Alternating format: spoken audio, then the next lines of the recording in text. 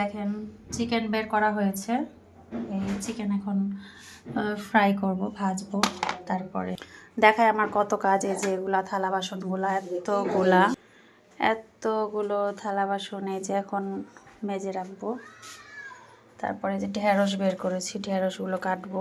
আমার ঢেঁড়স ভাজি খেতে ইচ্ছা করছে হঠাৎ করে। আম্মাকে বললাম ঢেঁড়স ভাজি বানাতে, আমি কেটে দিব।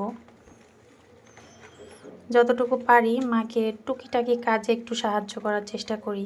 যারা বলেন যে মেয়ে মানুষ বাসায় একদমই কাজ করে না, আমি তো করি না, তারপরেও যতটুকু করি আপনাদেরকে দেখাই। একদমই যে বসে থাকি তা কিন্তু নয়, ঠিক আছে? তো আপনাদের সবাইকে শুভ নববর্ষর শুভেচ্ছা। আপনারা কেমন নববর্ষ পালন করছেন আমাকে জানাবেন।